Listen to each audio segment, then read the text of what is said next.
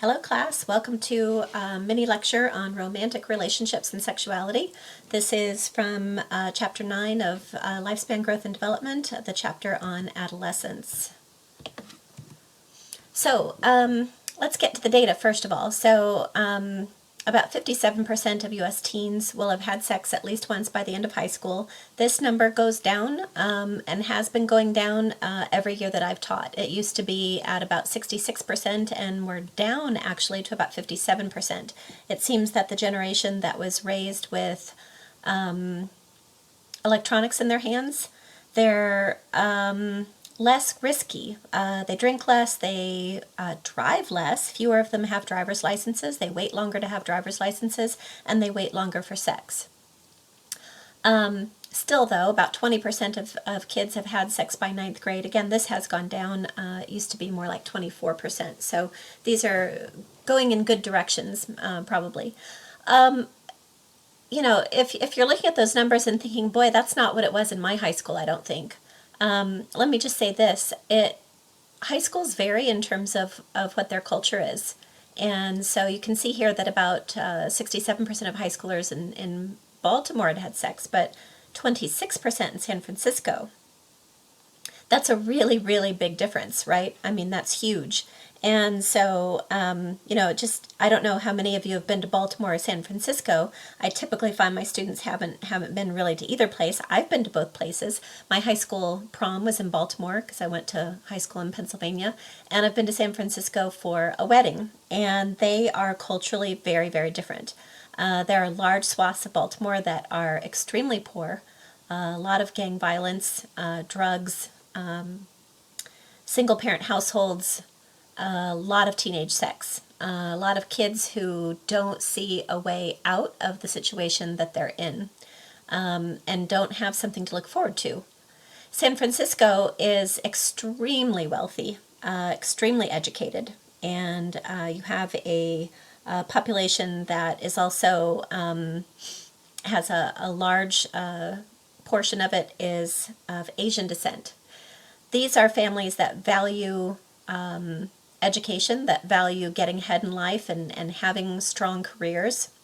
And they teach their children that that is the most important thing. And so there are a lot of cultural restrictions put in place on children's behavior. And you see the result of that in the incidence of sexuality in high school.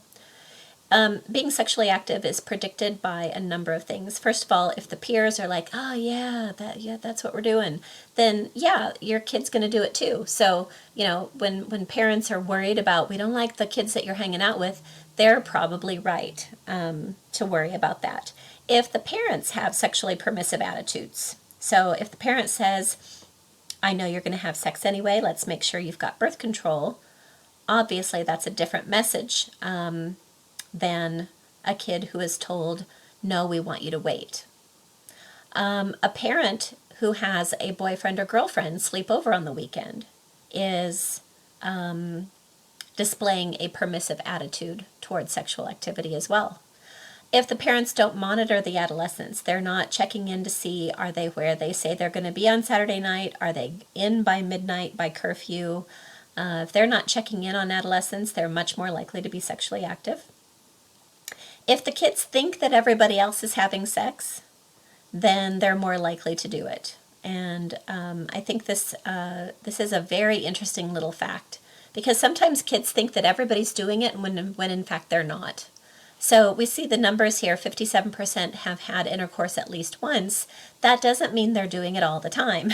So if you talk to your kid, if you want your kid to wait, and of course, I'm sure among my students there are differing values about this. I typically find my students want their kids to at least wait until they're in a committed relationship and until they're a little bit older.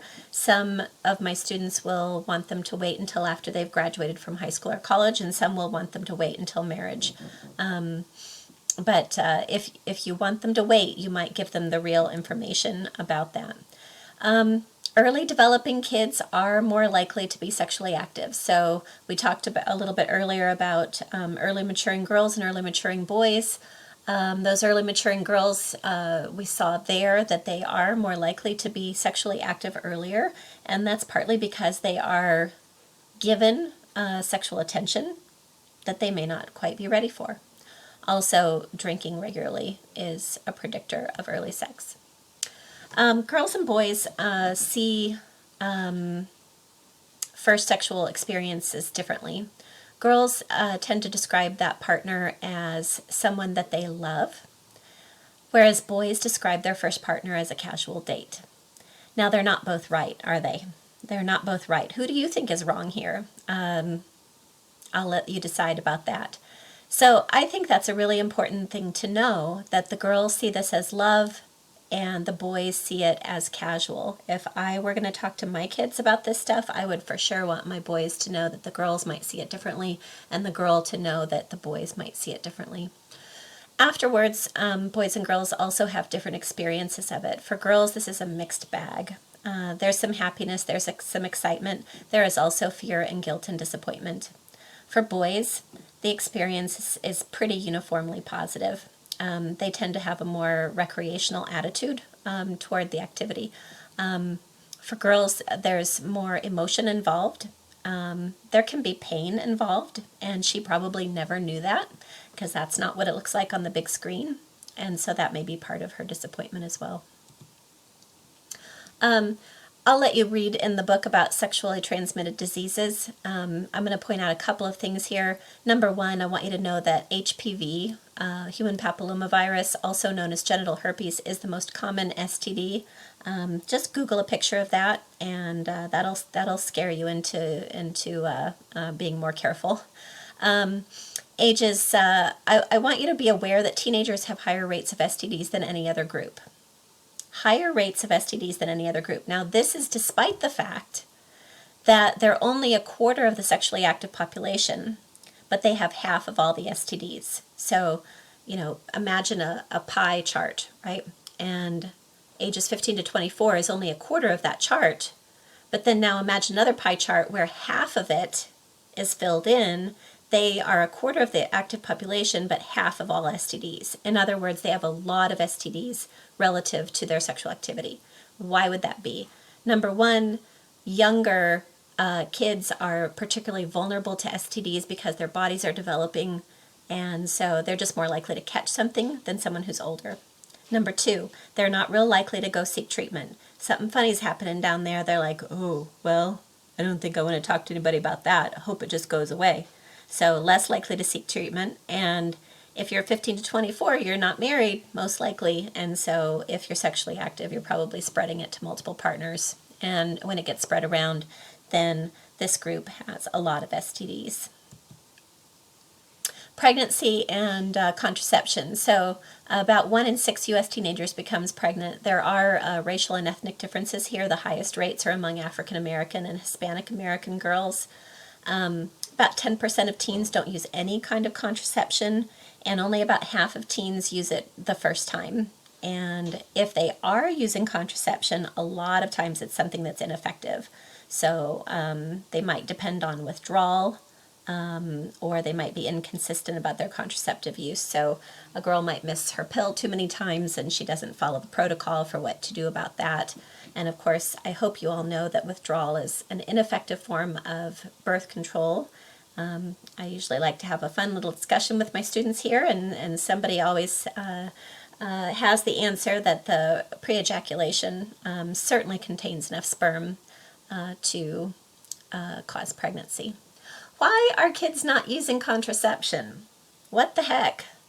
Well, number one, they might just be ignorant. They might not know how to obtain or use them. How many of you had your parents sit down and show you how to use a condom?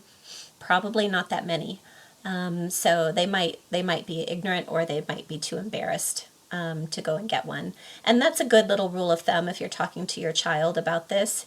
Might be good to say, if you're too embarrassed to obtain birth control, then you're not mature enough to have sex.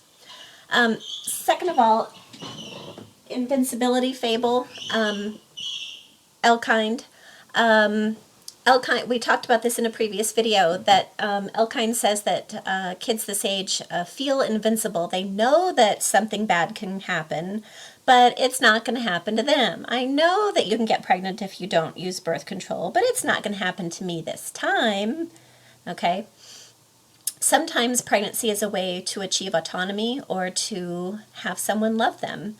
I imagine some of you are kind of shocked by that idea, and others of you, if you have maybe not felt the kind of unconditional love that you should have had at home, might understand this, that if you have a baby, that baby will love you, and that's not unattractive to some people.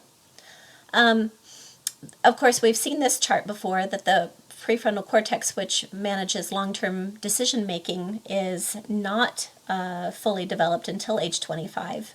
Whereas the limbic system, the emotional system, is fully online. So if your emotions are going full force, but your frontal system is not, then you might make a bad judgment in the moment. And then finally, priorities. There's research that shows that adolescents can think about the long-term plans, but their social needs in the moment are so important that they're more important than those long-term plans. They will sacrifice anything long-term for that moment. So that's something to consider too.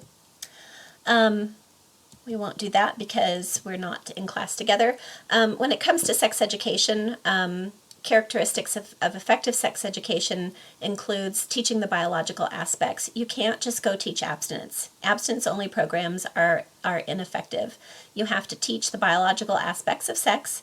You have to use role plays and discussions about how to refuse pressures to have sex. So sit your teenager down and say, hey, so I know you're pretty serious with your boyfriend.